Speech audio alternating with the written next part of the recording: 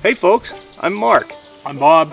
And we are Fire Mountain Outdoors. Thanks for tuning in today. Today we're taking a look at the latest shipment from Webyshops.com. Today we're taking a look at a Vortex Diamondback. See, Now here, the first thing I grabbed out of here, Bob, it says this scope has an unconditional VIP warranty, a fast focus eyepiece, solid one-piece tube construction, premium argon gas purging, fully multi-coated optics with a minimum of 91% light transmission, true finger adjustable windage and elevation, and 0 reset turn. they're keeping up with all the big boys on everything else there. That's right. Taking a quick peek at the scope here, does come with a set of lens covers. These are your premium dollar style lens covers, but you know what I say about lens covers. Any lens cover is better than no lens cover. That's right. And it comes with a blanket. Well, I don't think it's a blanket. I think it's actually a lens cleaning cloth. But most of the time you get a little swatch. It's like 3 inches by 3 inches or something. And it looks like it's the size of a notepad sticky note. Yeah, exactly. A post-it note. This one's ginormous. And it's got the Vortex logo embroidered Looking on. at this scope here, it looks to be pretty sound quality. It's got a nice weight to the scope. It doesn't feel light and cheap like some scopes that are out there. It's got lots of nice knurling on the knobs, and you've got knurling on the eye bell. They got knurling on the magnification as well as on the turret covers. What kind of reticle's in there, Bob? You know, it looks like a standard duplex. Yeah, they're calling that the Vplex. The Vplex. Okay. Yeah. And why don't you explain what duplex reticle means? Well, duplex, it's I've lived in duplexes before, but It means you got noisy neighbors. Basically, as the crosshairs come together, they're going to be thick towards the outside, but in the center, where you're going to be centered on the target, they usually transfer to a finer crosshair so that the crosshairs themselves, the intersection, doesn't obstruct too much of your target. Right.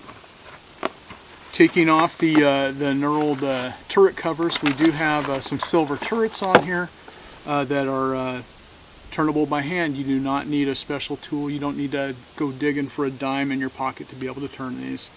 And they are marked with big numbers, so you can see that pretty easily. It is 1/4 inch MOA. But we're going to get this mounted up on a rifle and give her a try. All right. We're going to mount this Vortex Diamondback scope on this Marlin 336 rifle. But I got my first deer when I was 12 years old with this rifle. Currently it's outfitted with some bargain basement scope. It used to have peep sights on it, but I've kind of graduated to optics for everything. So the first thing we're going to do, we've kind of scoped it out, to verify that the scope's going to fit with the rings in its spot. So I'm going to take these apart. And so we're going to kind of set that there and kind of take a quick peek. And I got to say that this looks pretty handsome on this rifle. You know what I would like to do, Bob? What I always like to do is turn it up to full power and then get my spot weld where I would normally be and see if the eye relief is acceptable and if I would want to be back or more. But you know, this is where I would hold it to shoot, and I am by no means do we have a gazillion-dollar reticle scope leveling system implemented here. We're probably mounting this just like you would at home, and we're going to make her square. I like where it sits right there, so I think we're going to nail her down. All right, sounds good. You know, those at home are probably wondering why you've got masking tape on the front of the muzzle of this rifle. You care to explain why you have a piece of sealed tape on the front? Well, that there, Bob, is a sign that the last time that this gun was used was an unsuccessful hunt. My dad taught me that as a kid. You know, we live here in the wet Pacific Northwest, and October and November, if you're outside, you're getting wet. So if you're carrying around a rifle on your shoulder, then basically you just have a funnel pointed to the sky waiting for water to run down your barrel. So My dad always had me put a piece of tape over the barrel to keep water from running down. And if as the bullet's building up pressure as it's going to leave the barrel, it'll push that tape off before the bullet gets to the end.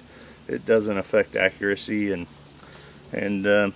that's why it's got tape on there. Is that we went hungry that day. This rifle got put away, and it aborted, didn't get cleaned after that, because guess what? It didn't get shot.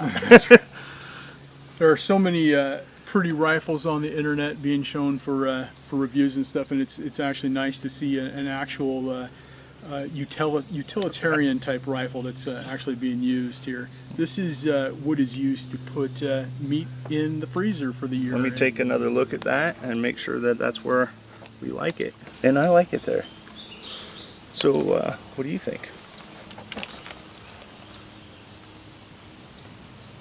That is pretty nice. You know, at the 5 power, the edges do lose clarity. But you know, for the price point on this particular scope, I think that's pretty acceptable. I think so. I mean, we're all looking for $1 million whatever, a Ferrari for a Yugo price. Frankly, this rifle and its accuracy and what it is never going to see a Swarovski on it. Never. I can guarantee you that. And everyone's got a price point for every rifle. And I think that this that particular scope fits the function and what this is. This is going to get stuck behind the seat of a truck. It's going to get banged and dinged and all of that. And in actuality, you know, if we're spending, you know, $800 on an optic or more, do you really want to take it in the brush? That's exactly it. That's exactly it. Well, let's go shoot this and see how it zeroes in. I'm looking forward to it. All right. All right, we've got the Vortex Diamondback 1.75 to 5 power mounted on this old Marlin 336 and 35 Remington. And we're gonna sight it in and see how it does. Going hot. Got the scope dialed up to 5 power. Using my do-it-yourself shoot and see targets.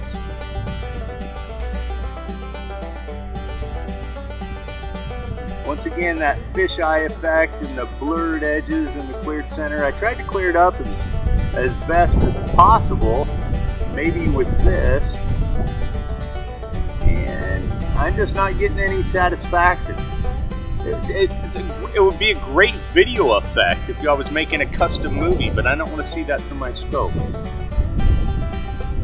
kind of like a time warp, everything blurry on the side. I hit warp speed, Scotty!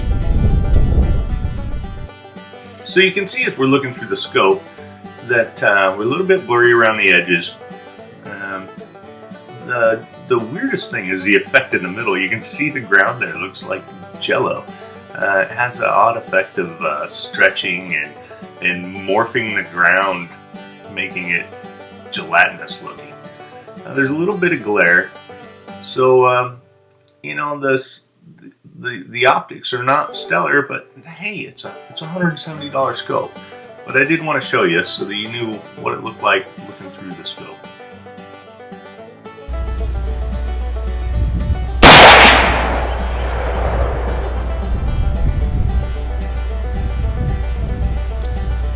Almost on the paper. Now it should be noted I didn't bore sight this. I just have a big backer because I like shooting. Price of ammo, I suppose bore sight might pay, but you know, my experience with bore sighting has been you got to do this anyway. Let's back up off the range and head to the dark woods where this rifle belongs. This is the real test. I've got a target set up there at 36 yards.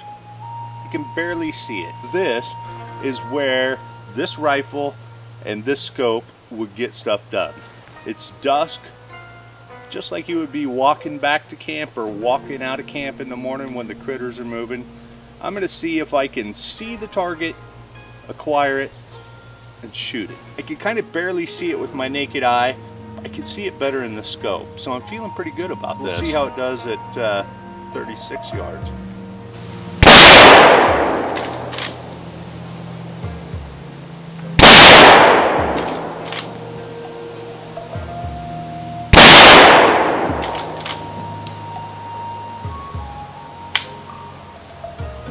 ran out of ammo.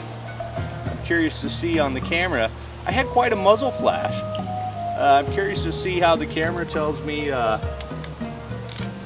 if I hit or how I did. It's a little 6-inch square, which is a kill zone on a buck. I'm gonna stick 3 more in it just because we're shooting and we're having fun. So I cranked it up to 5 power. I like what I can see through the objective.